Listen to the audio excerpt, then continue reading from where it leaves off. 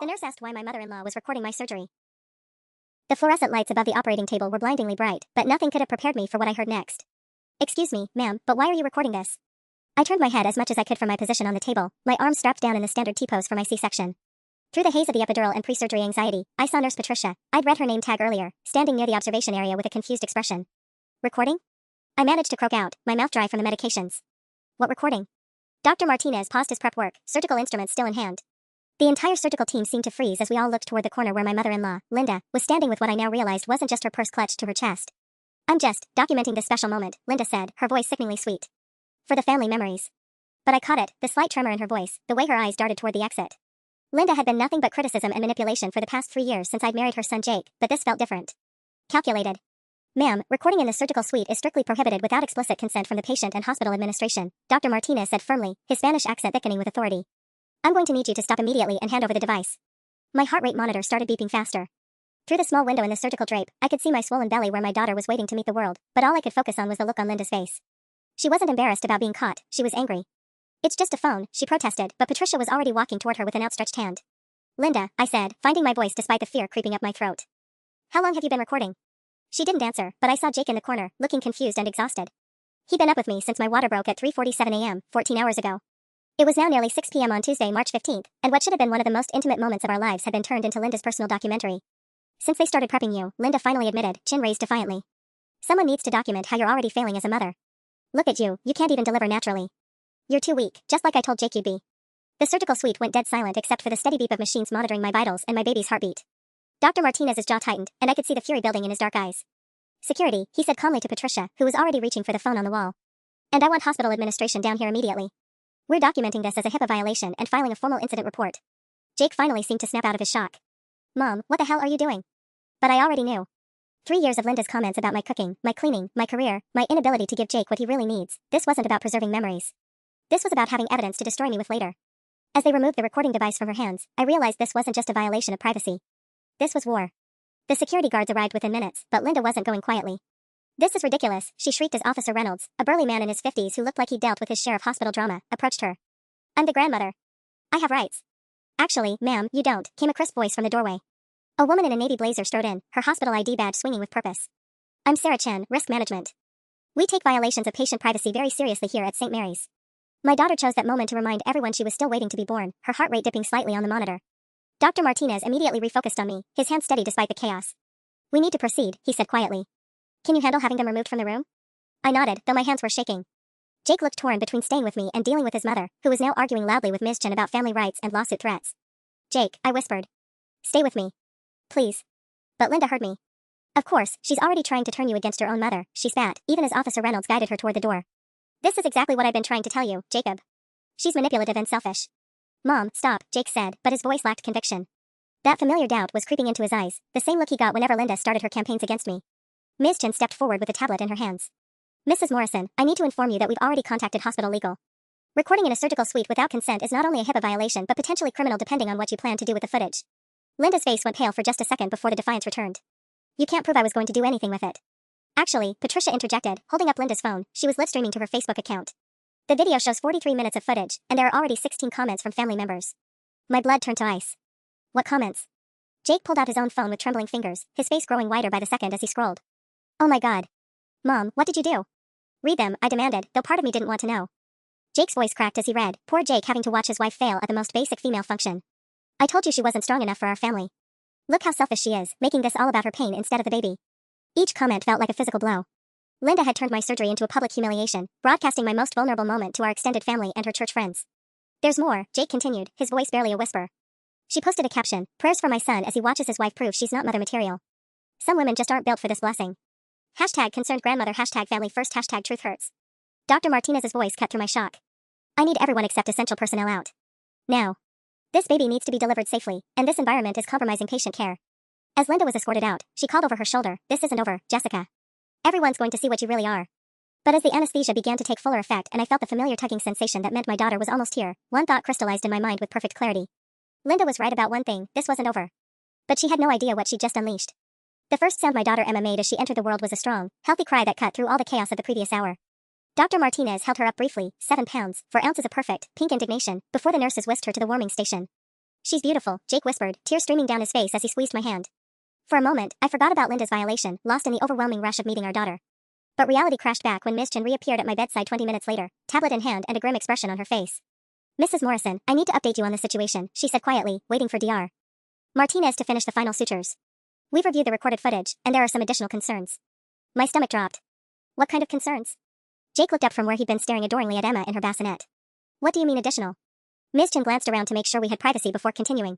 The recording shows your mother-in-law making several disparaging comments about Mrs. Morrison's medical decisions while filming. She specifically questioned the necessity of the C-section and suggested that Mrs. Morrison was taking the easy way out and being dramatic for attention. She said that while I was having surgery? I felt sick. That's not all, Ms. Chen continued. Hospital security pulled the Facebook livestream before it could be taken down. Your mother-in-law was actively responding to comments during the procedure, including one where she said, and I quote, just wait until you see how she handles actually taking care of the baby. Some people shouldn't be mothers. Jake's face cycled through several emotions, confusion, embarrassment, and finally, anger. She was commentating on my wife's surgery like it was a football game? The IT department recovered 27 minutes of commentary, Ms. Chen confirmed. All of it recorded without consent and broadcast to 63 viewers. We've documented everything for legal purposes. I closed my eyes, trying to process the magnitude of Linda's betrayal. She hadn't just violated my privacy, she turned the birth of her granddaughter into a public spectacle designed to humiliate me. There's more, Ms. Chen said reluctantly. We contacted the viewers who commented during the livestream. 3 of them have already shared the video to their own Facebook accounts. One is your mother-in-law's sister, who added her own commentary about modern women being too weak for natural childbirth. And Carol shared it? Jake's voice was barely a whisper. That means Uncle Mike saw it. And probably my cousins. Jesus, Jessica, I'm so sorry. The implications hit me like a freight train. Linda hadn't just humiliated me in front of her immediate circle, she potentially exposed footage of my surgery to dozens of extended family members, church friends, and neighbors. People I'd have to face at Christmas dinners, school events, community gatherings. What are my legal options? I asked, surprised by the steadiness in my own voice. Ms. Chen's expression brightened slightly. Given the severity of the HIPAA violation, the unauthorized recording, and the public broadcast of private medical information, you have grounds for both criminal charges and a civil lawsuit. The hospital's legal team is already preparing documentation. Jake stood up abruptly, running his hands through his hair. I need to call her. Make her take down whatever's still online. Actually, Ms. Chen interjected, I'd advise against that. Any communication with your mother at this point could compromise the investigation. We've already issued a cease and desist order, and our legal team has contacted Facebook to remove all copies of the video. I looked over at Emma, sleeping peacefully despite the storm surrounding her birth. My daughter deserved better than this. She deserved a family where her grandmother didn't weaponize the most sacred moments. I want to press charges, I said firmly. All of them. Ms. Chen nodded approvingly at my decision, but Jake looked like he'd been punched in the gut. Jess, maybe we should think about this, he said, his voice pleading. She's still my mother. And Emma's grandmother. Maybe if we just talk to her. Talk to her? I couldn't keep the disbelief out of my voice. Jake, she live-streamed my surgery to humiliate me. She turned our daughter's birth into a public attack on my character. Before Jake could respond, my phone started buzzing incessantly on the bedside table. Then his phone. Then the room phone. What the hell? Jake grabbed his cell, and I watched his face drain of color as he scrolled through notification after notification. Oh no. Oh, Jessica, no. What now? Ms. Chen was already checking her tablet, her professional composure cracking slightly. It appears the video has been downloaded and re-uploaded faster than we anticipated. Facebook's removal process takes time, and in the interim. My phone buzzed with a text from my sister Claire, call me now. Linda's video is everywhere. Mom's church group is going crazy. What the hell happened? Then another from my college roommate Meredith, Jess, someone tagged me in the most awful video. Is this really from your delivery? Are you okay? Jake was staring at his phone in horror. My cousin Derek shared it to his Instagram story. He added crying laughing emojis, Jessica. He thinks it's funny. The room felt like it was spinning. What had started as Linda's targeted attack was now spreading like wildfire through our entire social network. I grabbed my phone with shaking hands and opened Facebook. The first thing I saw was a post from Linda's sister Carol, some women just aren't cut out for motherhood.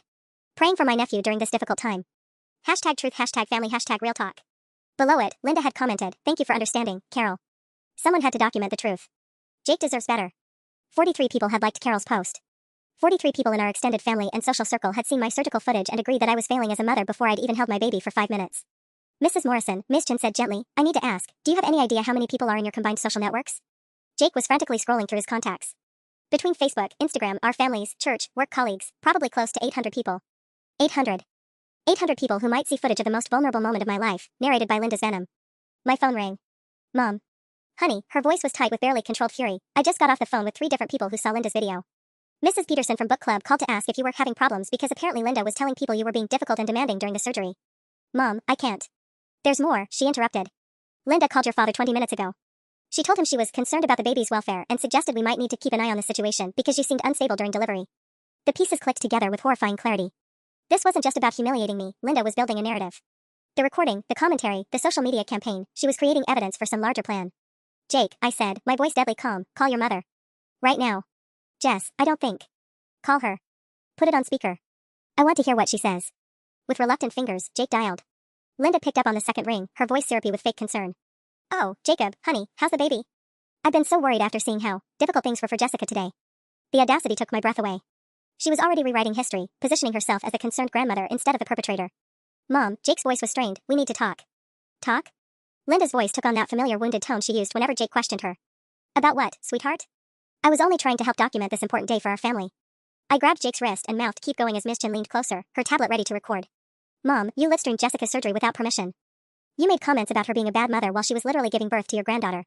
There was a pause, and when Linda spoke again, her mask slipped completely. Well, someone needed to be honest about what was happening. The way she was carrying on, demanding drugs, refusing to try natural delivery first. I had a medical emergency. I couldn't stay quiet anymore. My blood pressure spiked and Emma's heart rate dropped. The C-section wasn't optional, Linda. Oh, Jessica, Linda's voice dripped with false sympathy. I'm sure you believe that, but I've been through labor 3 times. I know what real complications look like versus what attention-seeking looks like. Miss Chen's eyes widened as she frantically typed notes. Jake looked like he was going to be sick. Mom, stop. Just, please stop talking and take down whatever you posted online. I don't think I will, Linda said, her voice hardening. In fact, I've been getting calls all afternoon from family members who are concerned about Emma's welfare. Your Aunt Margaret thinks we might need to consider what's best for the baby if Jessica can't handle the responsibilities of motherhood. My blood turned to ice. What does that mean? It means, dear, that grandparents have rights too. And if there are concerns about a mother's fitness, well, there are legal options. The room went dead silent. Even Emma seemed to sense the tension, stirring restlessly in her bassinet. Jake found his voice first. Are you threatening to try to take our daughter? I'm saying that a grandmother who loves her grandbaby might have to make difficult decisions if the parents aren't capable. Linda's voice was steel wrapped in velvet. I have video evidence of Jessica's instability during delivery. The family has seen it. People are talking, Jacob. Ms. Chen was furiously typing and had pulled out her phone to text someone. I caught a glimpse of her message, need legal team now. Grandparent custody threat documented. Linda, I said, forcing my voice to stay level, you secretly recorded my medical procedure, broadcast it to humiliate me, and now you're using it to threaten taking my newborn baby. Do you understand what you've done? I protected my granddaughter, she replied without hesitation. And I've made sure there's a record of today's events in case they become relevant later. Relevant to what? Jake demanded. To custody proceedings, if necessary. I spoke with my lawyer, Harold Ferguson, right after I left the hospital. He was very interested in the footage I gathered. My heart stopped. You showed our private medical footage to a lawyer? Harold's been our family attorney for 15 years. He agrees that Emma's welfare should be the priority, and if there are questions about maternal fitness. That's it. Ms. Chin stood up abruptly. Mr. Morrison, I need you to end this call immediately. Mrs. Morrison, I'm contacting our legal department and recommending we involve law enforcement tonight, not tomorrow. What's happening? Linda's voice sharpened. Who's that talking? It's the hospital's risk management director, I said clearly. She's documenting your threats to use illegally obtained footage of my medical procedure in custody proceedings. The silence stretched for 10 seconds before Linda's nervous laugh filled the air. Threats? I wasn't making threats, I was just. You said you showed private medical footage to a lawyer to build a case questioning my fitness as a mother, I interrupted.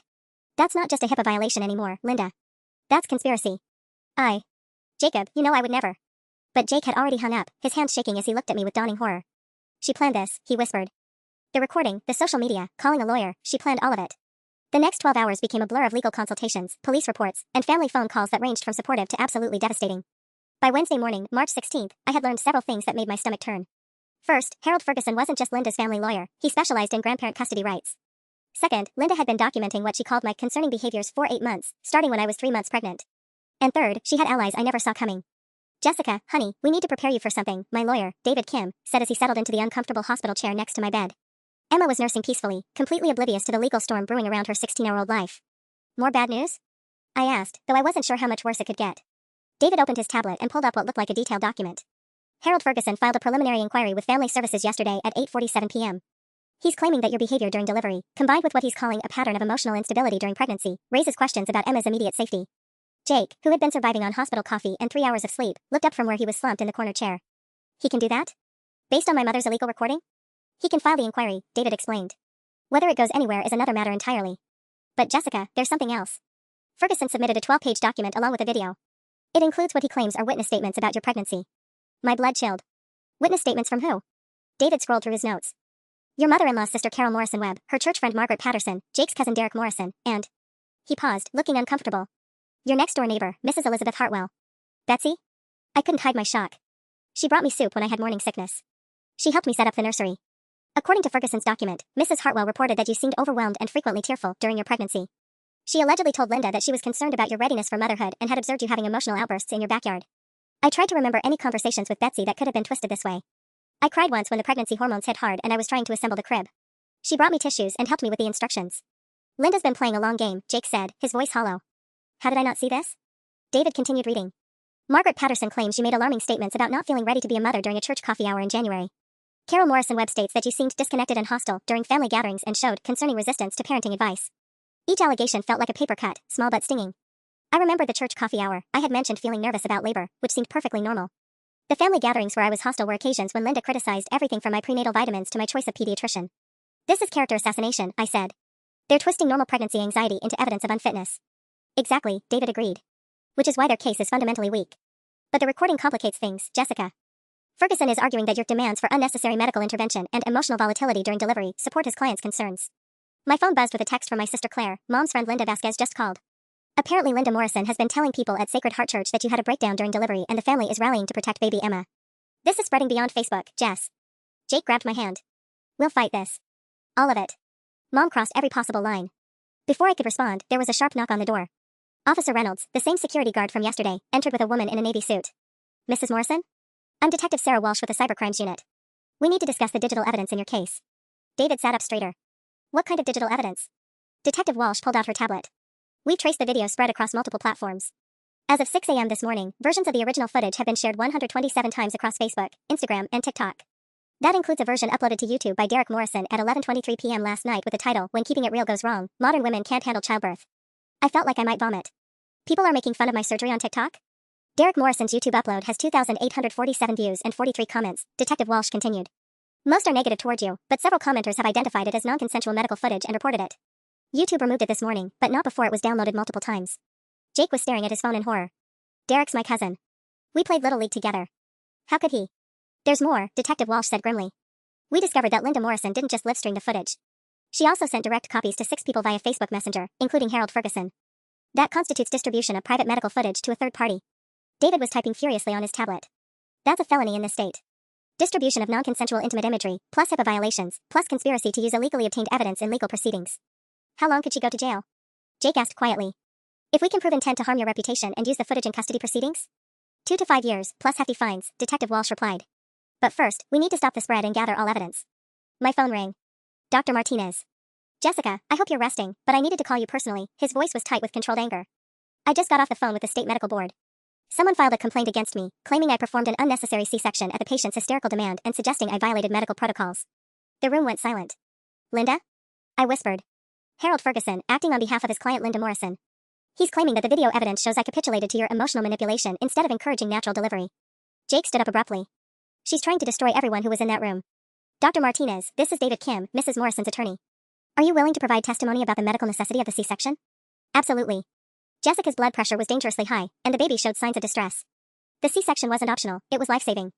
I have complete medical documentation to prove it. As Dr. Martinez hung up, Detective Walsh closed her tablet with a snap. Mrs. Morrison, I've seen revenge campaigns before, but this is one of the most calculated I've encountered. Your mother-in-law has spent months building a case against you, and she's now attempting to destroy the professional reputations of anyone who might contradict her narrative. I looked down at Emma, still nursing peacefully, her tiny fingers curled around mine. Less than 24 hours old, and already someone was using her as ammunition in a war I never knew I was fighting. Detective Walsh, I said, my voice stronger than I felt, what do I need to do to end this? Detective Walsh leaned forward, her expression serious but reassuring. First, we document everything. Every share, every comment, every person who received or viewed the footage. Then we build an airtight case that shows this wasn't just a family dispute, it was a coordinated attack on your reputation and mental health. Before I could respond, Jake's phone rang. He glanced at the screen and his face went white. It's my dad. Put it on speaker, I said immediately. If we were documenting everything, I wanted witnesses to whatever came next. Jake? Robert Morrison's voice filled the room, and he sounded exhausted. Son, I need you to come home. Now. Dad, Jessica just had surgery yesterday. I'm not leaving. Your mother is having a breakdown, Robert interrupted. She's barricaded herself in the guest bedroom, claiming you've all turned against her and that the police showing up at our house was traumatic harassment. She's threatening to file complaints against the hospital, and she's called every family member from here to Denver telling them you've chosen that woman over your own mother. Detective Walsh was already taking notes. David motioned for Jake to keep his father talking. Dad, did she tell you what she actually did? She secretly recorded Jessica's C-section and broadcast it live to humiliate her. Then she tried to use it to build a custody case against our newborn daughter. There was a long pause. When Robert spoke again, his voice was strained. Jacob, I know your mother can be intense about family matters. But she's saying Jessica and the hospital people are lying about what happened. She showed me some kind of video on her phone, but honestly, son, I couldn't watch it. It felt wrong. Because it was wrong, Dad. She violated Jessica's privacy in the worst possible way. Look, Robert sighed heavily, I'm not defending what your mother did. But she's talking about ending things if the family doesn't support her. She keeps saying she'd rather be dead than have her own son choose an outsider over his mother. My stomach dropped. Even from her bedroom, Linda was still manipulating the situation, making herself the victim and putting emotional pressure on Jake to abandon me. Mr. Morrison, Detective Walsh spoke up. This is Detective Walsh with the Cybercrimes Unit. I need you to know that what you're describing sounds like emotional manipulation designed to interfere with our investigation. Who is this? Jacob, why are the police listening to our family conversation? Jake rubbed his temples. Dad, they're investigating Mom's actions. What she did wasn't just wrong, it was criminal. She could face felony charges. Felony charges? Robert's voice cracked. For making a video? David leaned toward the phone. Mr. Morrison, this is David Kim, Jessica's attorney. Your wife didn't just make a video. She illegally recorded private medical footage, distributed it to hundreds of people, and then provided it to a lawyer to use against Jessica in potential custody proceedings. She's also filed false complaints against the doctor who performed the surgery. The silence stretched so long I thought the call had dropped. Finally, Robert spoke, his voice barely above a whisper. She gave medical footage to Harold Ferguson? You know about Ferguson? Jake asked. Your mother's been talking to Harold for months about grandparent rights and protecting Emma's interests. I thought she was just, I don't know, planning to spoil her granddaughter. I never imagined she meant taking the baby away from you. Detective Walsh exchanged glances with David. Mr. Morrison, how long has your wife been discussing grandparent custody rights? Since Christmas, maybe earlier. She kept saying Jessica wasn't mother material and that Jake would come to his senses eventually. She started keeping what she called a documentation file in the home office. My blood ran cold. What kind of documentation? Photos, printed social media posts, notes about conversations. She said she was keeping records in case they became legally relevant someday. Jake stood up abruptly, pacing to the window. Dad, are you saying Mom has been planning this custody attack since before Emma was even born? Jacob, I swear I thought she was just being overly protective. Your mother has always been intense about family, but this. Robert's voice broke. Son, if she really did what you're saying, if she really tried to humiliate Jessica and take your baby, then I don't know who I've been married to for 32 years. The weight of Robert's words settled over the room. Even Jake's father, who had enabled Linda's behavior for decades, was finally seeing the extent of her manipulation.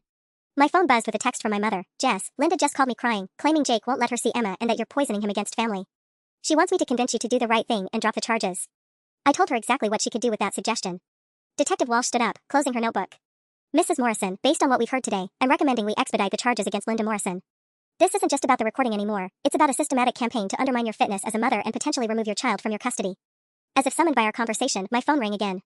Unknown number. Don't answer it, David warned, but I was already looking at Jake. What if it's the hospital? Or family services? Against my lawyer's advice, I answered. Hello? Jessica, dear, it's Margaret Patterson from Sacred Heart Church. The voice was syrupy sweet, but I recognized the steel underneath. I'm calling because I'm very concerned about little Emma's welfare, and I think we need to have a conversation. My heart hammered against my ribs as Margaret Patterson's voice filled the hospital room. Jake immediately moved closer, and Detective Walsh held up a finger, signaling for me to keep her talking. Mrs. Patterson, I managed, trying to keep my voice steady. I'm surprised to hear from you. Well, dear, after seeing that concerning footage Linda shared, several of us from the church council felt we had a Christian duty to reach out. We're worried about that precious baby girl. I caught Detective Walsh's eye as she started recording on her tablet. What exactly are you worried about, Mrs. Patterson? Oh honey, we all saw how difficult you were during the delivery. And Linda's told us about some troubling behaviors during your pregnancy. The mood swings, the hostility toward family guidance, the resistance to natural childbirth. Jake's jaw clenched as he listened to our family's private medical decisions being dissected by Linda's church friends. Mrs. Patterson, my C-section was medically necessary due to complications. That's what Linda was afraid you'd say, Margaret interrupted, her tone becoming sharper. She warned us you might make excuses instead of taking responsibility. The thing is, dear, we've all raised children. We know what real complications look like versus what attention-seeking looks like. The audacity was breathtaking. You're diagnosing my medical condition based on illegally recorded footage? Now Jessica, there's no need to get defensive. We're trying to help. In fact, Reverend Mitchell and I were discussing whether Emma might benefit from staying with more experienced caregivers while you recover from your emotional difficulties. My blood turned to ice. Are you suggesting Linda should take my newborn baby? Linda's raised 3 successful children. She has experience with infant care, a stable home, and most importantly, she puts Emma's needs first instead of making everything about herself. Detective Walsh was frantically typing notes, her expression growing darker by the second. David had pulled out his own phone and was texting someone rapidly. Mrs. Patterson, Jake finally spoke up. This is Jake Morrison. Are you seriously calling my wife in the hospital to suggest my mother should take custody of our daughter based on a video my mother made illegally? Jacob. Oh, sweetie, I didn't know you were listening. Your mother is so worried about you, honey. She says Jessica has been turning you against your family, and frankly, after seeing how she behaved during something as natural as childbirth. My wife had a medical emergency, Jake's voice was rising. Her blood pressure spiked to dangerous levels and Emma's heart rate dropped. The doctors saved both their lives. That's one interpretation, Margaret replied dismissively. But Linda filmed what really happened, and it looked more like theatrics to me. Jessica was demanding drugs, refusing to try natural methods first, making everything about her comfort instead of the baby's well-being. I couldn't stay quiet anymore. Mrs. Patterson, do you have any medical training? Any experience reading fetal heart monitors or blood pressure readings? I don't need medical training to recognize selfishness when I see it, dear.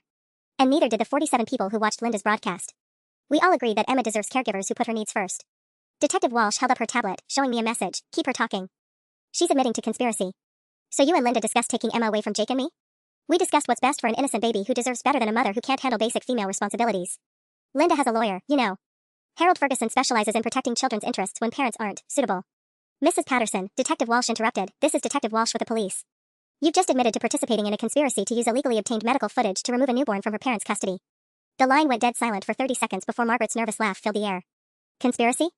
Detective, I think there's been a misunderstanding. We're just concerned church members. You stated that 47 people viewed illegally recorded medical footage and agreed to support removing the baby from her parents. That's conspiracy to interfere with parental rights. We were just. Linda said the video was legal to share. But she'd already said too much, and we all knew it. After Margaret Patterson hung up in a panic, Detective Walsh immediately called for backup units to be dispatched to both Linda's house and Margaret's residence. We need to secure any physical evidence before they start destroying documents, she explained while dialing rapidly. But it was David who delivered the news that made my stomach drop completely. Jessica, I just got off the phone with Family Services. Someone called in an anonymous tip at 6:23 a.m. this morning claiming Emma was in immediate danger due to your documented mental health crisis during delivery. He looked grim as he scrolled through his notes. They're sending a caseworker for a wellness check this afternoon. They're coming here? To the hospital? Jake's voice cracked with exhaustion and disbelief. The caller specifically mentioned the video footage as evidence of maternal instability and claimed multiple witnesses were concerned about the baby's safety. Family Services has to investigate any report involving a newborn, even if it's clearly malicious. I clutched Emma closer, her tiny body warm against my chest as she slept peacefully, completely unaware that strangers were questioning whether she was safe with her own parents. What happens during a wellness check? They'll interview both of you, observe your interactions with Emma, and review any evidence presented by both sides, David explained. The good news is we have mountains of evidence showing this is a coordinated attack. The bad news is they still have to treat it seriously until the investigation concludes. My phone buzzed with a text from an unknown number. This could all go away if you just admit you're not ready to be a mother. Emma deserves better. A friend. Detective Walsh looked at the message and shook her head. They're not even trying to hide the harassment anymore. We'll trace this number, but I'm guessing it's one of Linda's church friends using a burner phone app. Before anyone could respond, there was a commotion in the hallway outside our room. Raised voices, official-sounding radio chatter, and what sounded like someone arguing with hospital security. Mrs. Morrison? A hospital administrator I didn't recognize peered around our door, looking flustered. I'm Dr. Susan Walsh, Chief of Staff. We have a situation developing that affects your case. Detective Walsh looked up sharply. What kind of situation? Linda Morrison and 2 other women are in our main lobby demanding to see the baby. They're claiming grandparent visitation rights and threatening to call the media if we don't grant access.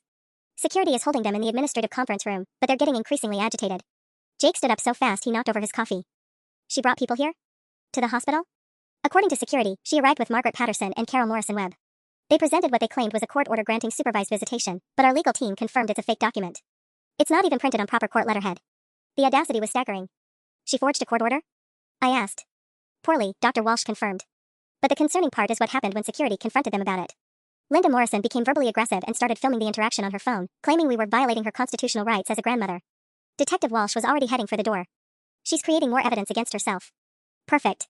Dr. Walsh, I need that security footage from the lobby incident. Already preserved, Dr. Walsh nodded. But there's something else.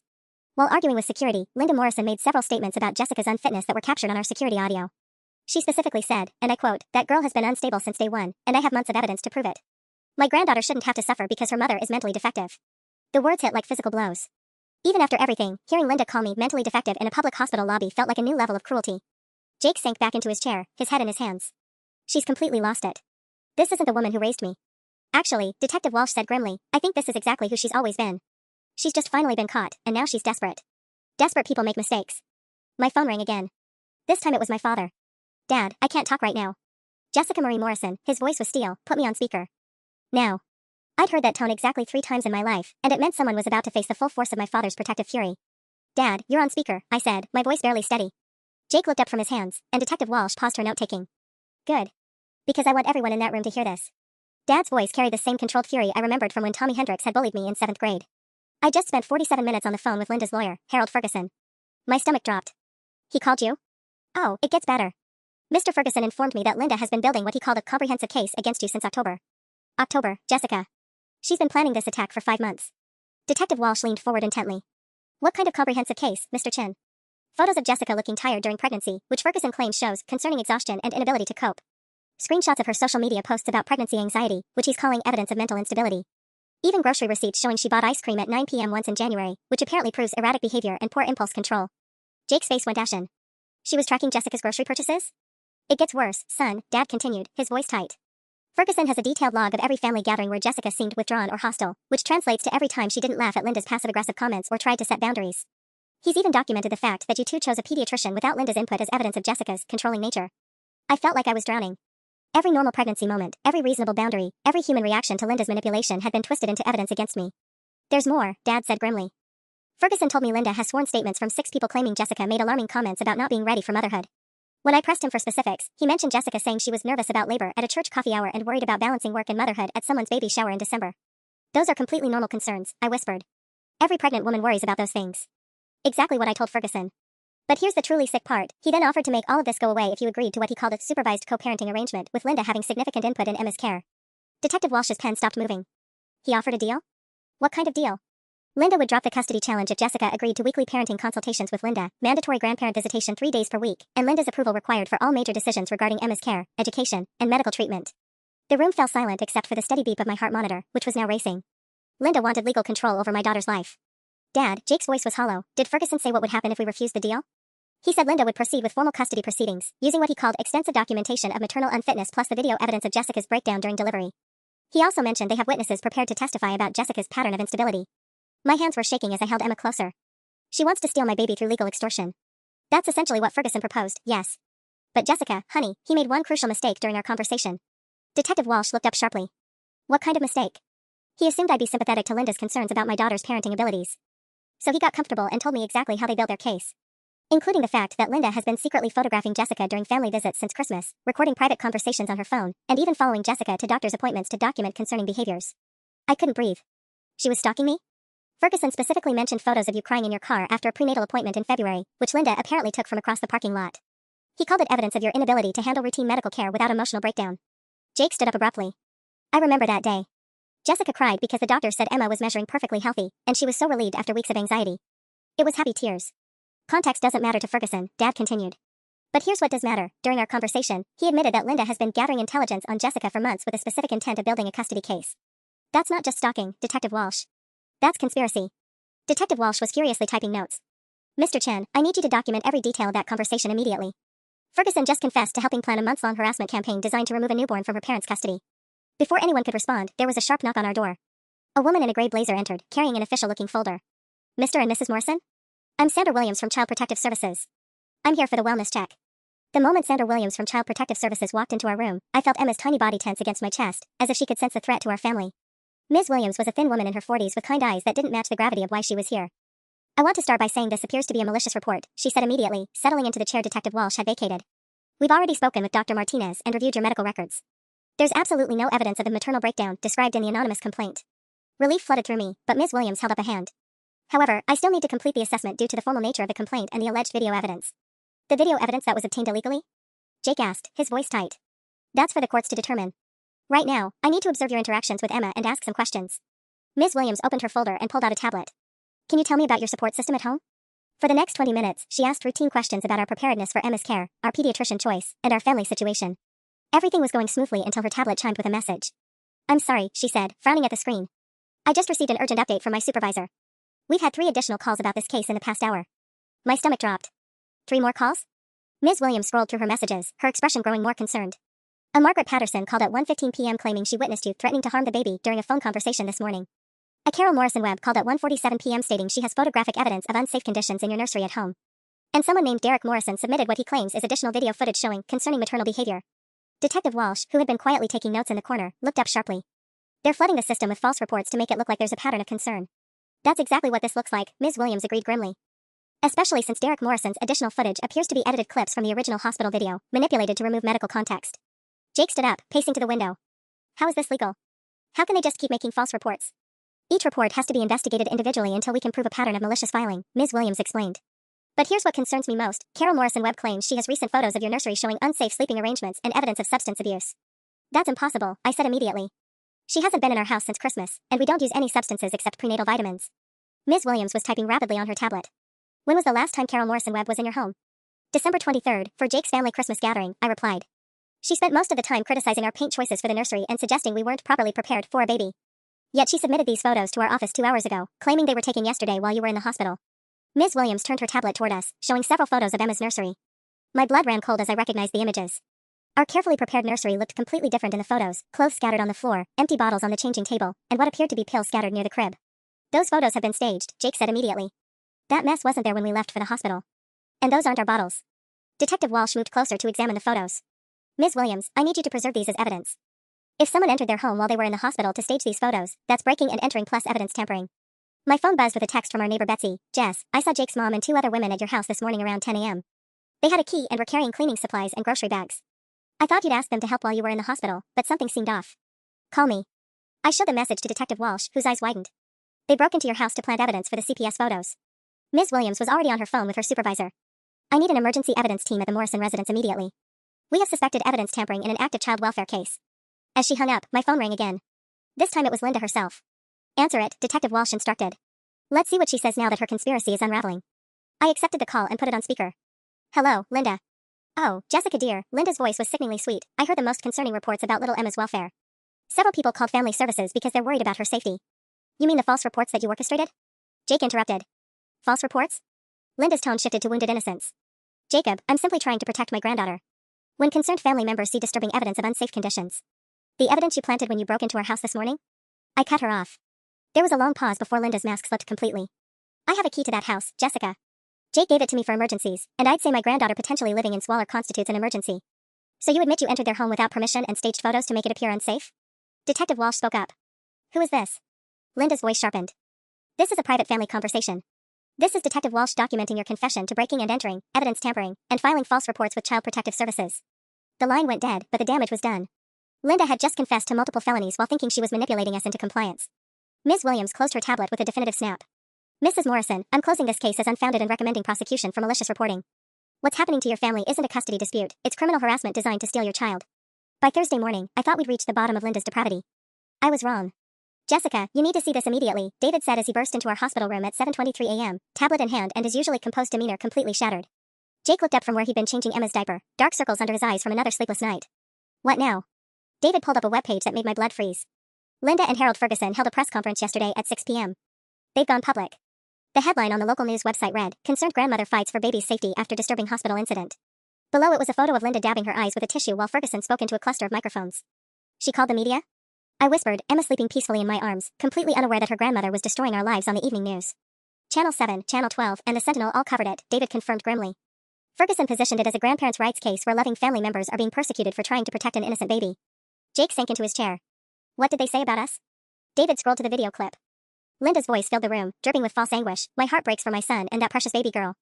Jessica has been struggling with serious emotional issues throughout her pregnancy, and when I tried to document the concerning situation during delivery, they turned it into some kind of conspiracy against me. My hands trembled as I held Emma closer. She's rewriting everything.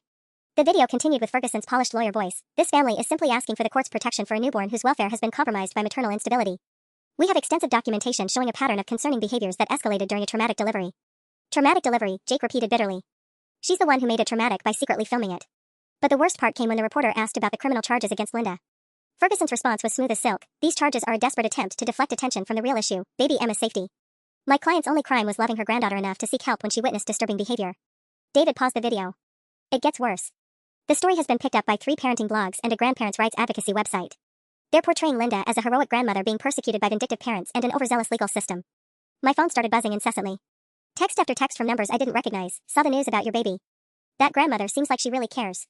Maybe you should listen to family instead of lawyers. Some women just aren't ready to be mothers. How many people saw this? Jake asked, his voice hollow. The evening broadcast reached approximately 140,000 viewers. The online article has been shared 847 times on Facebook and 312 times on Twitter as of this morning, David replied. Ferguson and Linda have successfully shifted the narrative from criminal harassment to concerned family members versus unstable mother. Detective Walsh arrived 30 minutes later with news that made everything exponentially worse. We have a problem, she announced without preamble. The press conference triggered something we didn't anticipate. Child Protective Services has received 47 additional complaints about Emma's welfare since the news story aired. I felt like the room was spinning. 47? Complete strangers who saw the news coverage are now calling in reports based on Linda's media statements. Most are citing the documented evidence Ferguson mentioned or expressing concern about a baby being kept from loving grandparents. Jake stood up abruptly, running his hands through his hair. So now we're fighting not just Linda's lies, but an entire community of people who think they're saving Emma from us? It's worse than that, Detective Walsh continued. 3 of the callers claimed they're mandatory reporters, teachers, healthcare workers, clergy members. Their reports carry more weight and require more extensive investigation. David was frantically typing on his tablet. This is exactly what Ferguson wanted. He's created a public relations campaign that makes it look like there's widespread community concern about Emma's welfare. Even if every single report is unfounded, the sheer volume creates the appearance of legitimacy. My phone rang. Mom. Honey, her voice was tight with controlled fury. I just got off the phone with Channel 12. They want to interview our family for a follow-up story about the custody battle. I told them exactly where they could stick their microphones. They called you directly? Jake asked. Apparently Linda gave them our contact information as concerned extended family members who might have additional insights into Jessica's fitness issues. The reporter specifically asked if I'd noticed any troubling behaviors during Jessica's pregnancy. The systematic nature of Linda's attack was becoming clear. She wasn't just trying to take Emma, she was trying to destroy my reputation so thoroughly that losing custody would seem inevitable. There's something else, Detective Walsh said quietly. We intercepted communications between Linda and Ferguson about phase 2 of their media strategy. They're planning to request emergency custody based on the overwhelming community concern generated by all these new reports. Emma stirred in my arms, her tiny face scrunching as she began to wake up for her morning feeding. Looking down at my daughter, not even 3 days old, I realized Linda had turned her birth into a public spectacle and her very existence into ammunition for a war I never wanted to fight. But as Emma's eyes opened and focused on my face with that perfect trust only a newborn can have, something crystallized in my mind with absolute clarity. Linda had made one crucial mistake in going public. She'd opened herself up to scrutiny from people who actually knew us. And I was about to find out just how many allies we really had. By Thursday afternoon, Linda's media strategy began backfiring in ways she never anticipated. Jessica, you need to see this, Jake said, holding up his laptop with something resembling hope in his voice for the first time in days. People are fighting back. On the screen was a Facebook post from Dr. Martinez that had already been shared over 200 times. In my 15 years practicing obstetrics, I have never seen a more calculated attack on a new mother's character. Jessica Morrison's C-section was medically necessary and potentially life-saving. Any suggestion otherwise is not only false but dangerously misleading about women's healthcare. Below his post, the comments were overwhelmingly supportive. Nurse Patricia had written, I was in that surgical suite. What I witnessed was a loving mother bringing her daughter safely into the world, and a vindictive woman violating every boundary imaginable. The hospital stands behind Jessica 100%. My phone buzzed with a call from an unknown number. Mrs. Morrison? This is Dr. Jennifer Walsh, no relation to Detective Walsh. I'm the pediatric department head at Children's Hospital. I saw the news coverage, and I need you to know that several of us are organizing a professional response. A professional response? I asked, putting the call on speaker. 23 medical professionals who work in maternal and pediatric care have signed a letter to Channel 7 condemning the misrepresentation of your medical situation. We're also filing a formal complaint against Harold Ferguson with the State Bar Association for making false medical claims in a public forum. David looked up from his tablet, where he'd been monitoring the news coverage. Dr. Walsh, this is David Kim, Jessica's attorney. How many medical professionals are we talking about? As of 30 minutes ago, 41 doctors, nurses, and medical administrators have signed on. The letter will be delivered to all local media outlets by 5 p.m. today, demanding they issue corrections about the medical necessity of Jessica's C-section. But the medical community wasn't our only unexpected ally. Jake's phone rang with a call from his college roommate Marcus, who now worked as a social media manager for a nonprofit. Dude, I hope you don't mind, but I've been tracking the online response to your mom's press conference, Marcus said, his voice urgent. The tide is turning fast. Hashtag Justice for Jessica started trending on local Twitter around noon, and people are sharing their own stories about toxic in-laws and medical harassment. Jake put Marcus on speaker just as my phone buzzed with a notification. Marcus, what kind of response are we seeing? Over 300 people have shared stories about similar experiences with manipulative family members. But here's the key thing, 17 people have come forward saying they actually know your mother personally, and they're calling her out publicly. I opened Twitter and immediately saw a post from someone named at Church Lady Truth. I've attended Sacred Heart with Linda Morrison for 8 years. Her treatment of Jessica has been appalling to watch. This isn't about protecting a baby, this is about control. Hashtag Justice for Jessica. Another post from at Teacher Mom 47, Linda Morrison volunteered at my school last year. She spent months trash-talking her daughter-in-law to anyone who would listen. This custody grab has been planned for ages. Hashtag Toxic Grandmother. Detective Walsh arrived just as we were scrolling through dozens of similar posts. We've had an interesting development, she announced. Remember Margaret Patterson, the church friend who called to threaten you? She contacted our office an hour ago wanting to clarify her previous statements. Clarify how? David asked. Apparently Margaret's daughter saw the news coverage and threatened to cut off contact if her mother didn't stop participating in Linda's harassment campaign. Margaret is now claiming she was pressured into making false statements and wants to provide evidence against Linda instead. My phone rang again. This time it was Betsy, our neighbor, her voice shaking with anger. Jessica, I just watched that awful news story, and I can't stay quiet anymore. I've been documenting Linda's bizarre behavior for months because it made me uncomfortable. Jake leaned forward. What kind of documentation, Betsy? Photos of her going through your mail when you weren't home. Screenshots of her posting nasty comments about you in our neighborhood Facebook group. Voice recordings of her trying to get me to spy on you during your pregnancy. I saved everything because something felt wrong about the whole situation. Detective Walsh was already taking notes. Mrs. Hartwell, would you be willing to provide this evidence for our investigation? I'll bring it all to the station this afternoon. That woman has been stalking Jessica for months, and I should have spoken up sooner. When I saw her on TV playing the victim, I couldn't stomach it anymore. As Betsy hung up, David's phone rang with a call from Channel 12's news director. Mr. Kim, this is Robert Chen, again, no relation to Jessica's father, from Channel 12. We need to schedule a follow-up interview immediately. We've received 17 calls from community members contradicting Linda Morrison's claims, plus the medical professional's letter. We want to give your client a chance to tell her side of the story. The momentum was shifting, but I knew Linda wouldn't go down without one final, desperate gambit. And I was right. At 3:47 a.m. on Friday morning, exactly 72 hours after Emma's birth, my world exploded again. Jake's phone rang with a call from his father, Robert's voice thick with panic. Jacob, you need to get to the hospital immediately. Your mother collapsed at home 20 minutes ago. She's in the ER claiming she's having chest pains and saying she can't live with the persecution from Jessica's lies. I sat up in the hospital bed, Emma stirring against my chest as Jake put the call on speaker. Dad, what exactly happened? She was watching the late-night news coverage. Apparently Channel 7 ran your medical professional's letter as their lead story, and she started hyperventilating. Then she grabbed her chest and said her heart was racing. The paramedics brought her in, but Jacob. Robert's voice cracked. The doctor says her EKG is normal. They think this might be a panic attack, but she's insisting she's having a heart attack brought on by emotional trauma from the false accusations. My blood ran cold. Even from a hospital bed, Linda was still manipulating the situation. Mr. Morrison, Detective Walsh's voice came from the corner where she'd been dozing in the chair. She'd been staying overnight for security after the media attention escalated. Which hospital did they take her to? St. Joseph's, about 12 minutes from here. But detective, she's asking for media interviews from her hospital bed. She wants to tell reporters about how the persecution is affecting her health. Jake stood up abruptly.